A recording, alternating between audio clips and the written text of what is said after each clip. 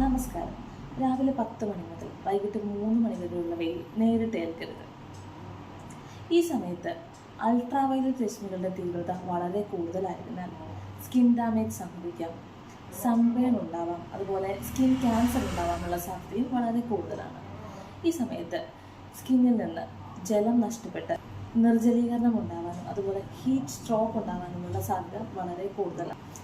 തലകറക്കം, ക്ഷീണം, തലവേദന, അമിതമായി വിയർക്കുക, അതുപോലെ ബോധക്ഷയം പോലുള്ള ലക്ഷണങ്ങൾ ഉണ്ടാവാനുള്ള സാധ്യതയും വളരെ കൂടുതലാണ്. ത്വക്കിൻ്റെ നിറം മങ്ങാനും ചുളിവുകൾ വരാനും അതുപോലെ കൊളാജിൻ നശിച്ച് സ്കിൻ അൺഹെൽത്തി ആവാനും വളരെ നേരത്തെ പ്രായം കൂടുന്നതിൻ്റെ ലക്ഷണങ്ങൾ കാണിക്കുവാനും അതുപോലെ സ്കിൻ ക്യാൻസർ വരെ വരാനുള്ള സാധ്യതകളും വളരെ കൂടുതലാണ്. വൈറ്റമിൻ ഡിയുടെ ഉത്പാദനം ഈ സമയത്ത് കൃത്യമായി നടക്കില്ല.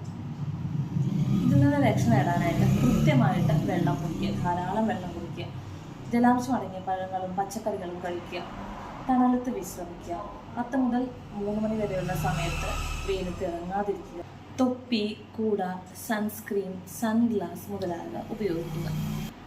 ചായ, കാപ്പി, മദ്യം എന്നിവ മാക്സിമം ഉപേക്ഷിക്കുക. അയഞ്ഞതും ഇളം നിറത്തിലുള്ളതുമായ കോട്ടൺ വസ്ത്രങ്ങൾ ഉപയോഗിക്കുക. കുഞ്ഞുങ്ങളെയും പ്രായമായവരെയും വെയിലത്ത് നിർത്തിയിട്ട് വാഹനങ്ങളിൽ ഇരുത്തിയിട്ട് പോകരുത്.